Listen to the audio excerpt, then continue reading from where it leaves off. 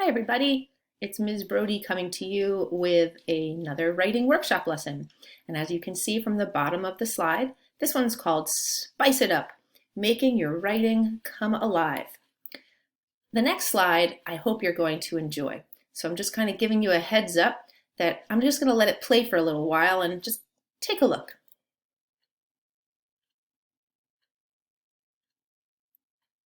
I want you to focus on the guy on the right as he's dancing. As he's moving, at first he's just kind of like doing a slow little mellow walk. And then out of the blue, he does this little spin. And it really kind of changes the whole look of the dance, right? Like he kind of goes from normal guy into sort of special guy. The lady, she's just kind of happy and jazzing along the whole way, but he's kind of got this extra special little groove to him that he adds in. I just love this video. I could watch it over and over and over again. Okay, so I picked that video because it kind of fits with what we're talking about today, which is we want to spice up our writing. Just like he spiced up his dance moves, we want to spice up our writing.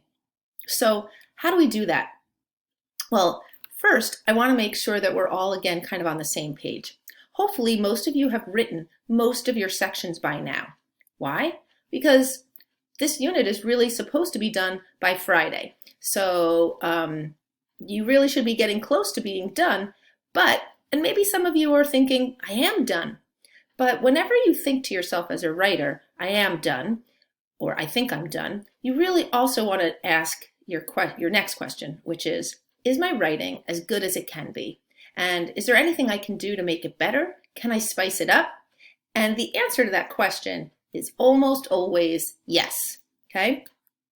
So we're going to look at a sample and see what we can do to make this writing better. I titled this slide going from ho-hum to wow. Same with that dancer. He kind of went from ho-hum to wow really, really quickly. Okay, the Oregon Trail was one of the many routes pioneers used to migrate to the western part of the United States in the mid to late 1800s. They traveled west for many reasons, mostly to find a better life. It usually took about 5 months to cover the 2,000-mile trail that crossed through 6 different states. The pioneers traveled in long wagon trains. The wagons were pulled mostly by oxen. The trip wasn't easy. The pioneers faced many hardships and struggles, especially disease. And I want to be honest here as I wrote this paragraph, and I gotta say, it's pretty solid. If your section on the Oregon Trail included all of this key information, I think your teacher would be pretty happy. Again, let's just kind of look at some of the good things it does. It's clean and straightforward. It has a lot of information. It tells me about the routes the pioneers used. It gives dates. It even tells me sort of a little bit of the why they moved. It tells me the when or how long, what they used. So it answers a lot of the who, what, when, where, why, how kinds of questions. It's a solid paragraph. But again, today's lesson is about taking what our hopefully solid writing is and kind of making it even better. And one way we can do that is we can use the writing checklist. And I've just focused right now just on craft. If you don't already have a copy of the writing checklist, your teacher will hopefully provide it for you today in Google Classroom. So let's just kind of zoom in on some of the craft techniques that writers can use to jazz up their writing. And some of it, again, was already done in that sample. Making deliberate word choices, using the vocabulary of experts. Again, that was another lesson that we've already had, or hopefully you've had, talking about not just calling things stuff or just being specific. And I know that when I wrote that paragraph, I thought, oh, I definitely want to call them pioneers. I want to use that word migrate.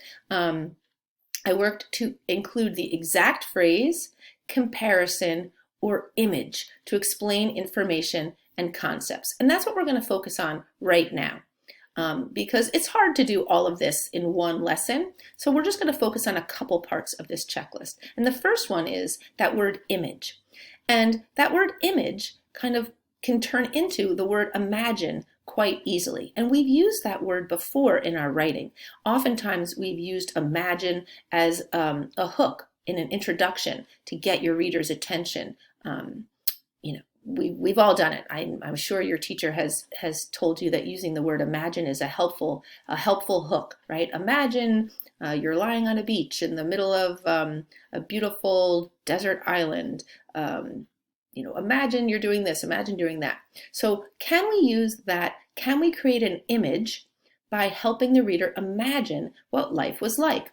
Well, I think we can. And what I've done here is I've put some asterisks where I think I could add this part. I'm not going to reread it because this is already what I had read before, but I put some asterisks where I thought I could add in a little sort of image, a picture that I could help create in the reader's mind. So after they read the pioneers traveled in long wagon trains, I can add a little something to spice it up. Here's what I added. Imagine trying to put everything you owned into a wagon to take with you to your new home. Now imagine having to throw out almost all of it. That's what the pioneers were forced to do. The wagons weren't very big, and they needed to bring over 1,000 pounds of food just to feed a family of 4 on the trip. That didn't leave a lot of room for extras, just the basics. Life on the trail was no easy road trip. So just by adding these little asterisks and then thinking about how can I use an image, how can I create a picture or a thought in the reader's mind by using that word imagine, it really helped me stretch it out and make it come to life, I think, a little bit more than what I had before. Let's think of another thing. The checklist mentioned using a comparison. And when we hear that word comparison, a lot of times we should be thinking of a simile. A simile uses like or as to compare one thing to another, right? The common one that we hope that you stop using is someone's as fast as a cheetah or they're as wise as an owl, right? Can we use comparisons or similes to help our writing kind of pop a little bit more? Well, let's see some examples. Could you make a simile that talks about what traveling out west was like? Traveling out west in a wagon was like, or was as blank as. I'm not even going to fill in the blanks here. I want you to try to think of some. Maybe you're thinking you could do a simile about what the struggles the pioneers faced. The struggles they faced were as hard as the hardest chapter test in math that you've ever faced before. It can be something that your reader can relate to. The difficulty of traveling on the Oregon Trail was like, right? What other thing can you compare it to that's just going to help create a better image or a thought in your reader's mind? Okay. One last thing, we're going back to the writer's checklist to talk about here about varying our sentences to help readers take in and understand information, right? That's really what we want. We want our readers to understand what we're trying to say. So let's look at a couple ways that we can help the reader understand. And one of those is a simple thing of asking questions and then giving the answer.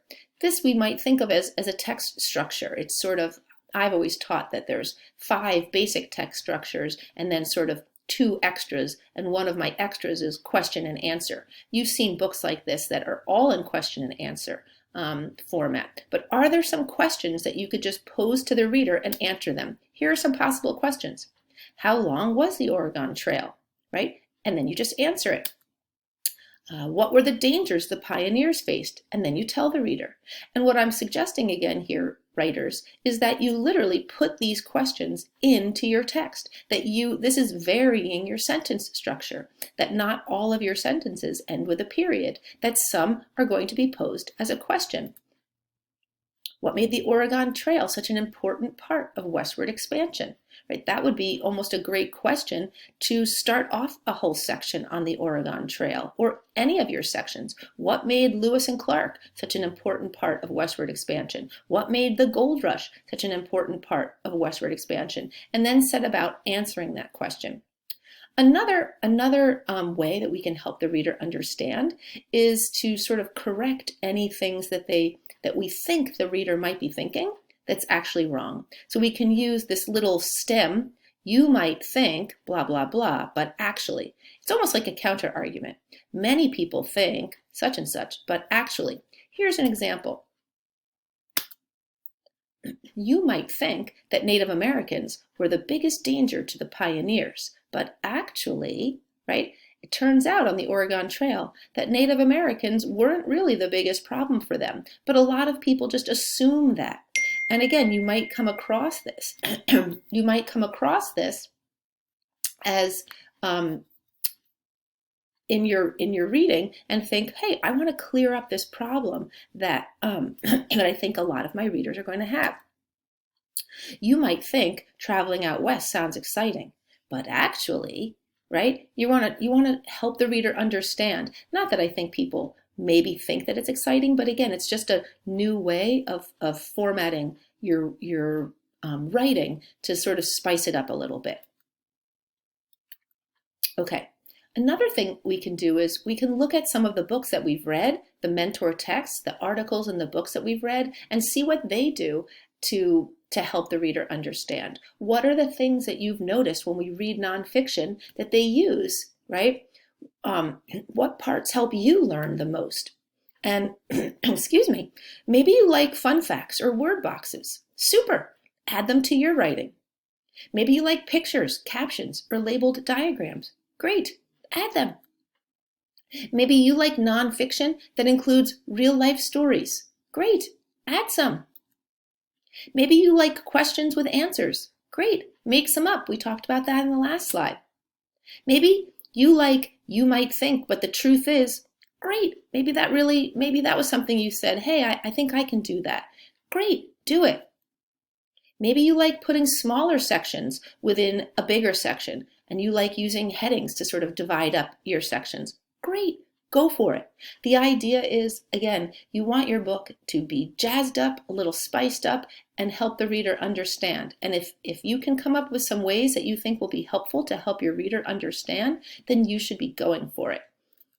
So I'll leave you with this last picture again, just to one more time, because again, I could watch it forever, that you should be going off now to continue drafting. And if you're done drafting, you're really working on revising and spicing up your writing. So get to it and have a great day, writers. See you again.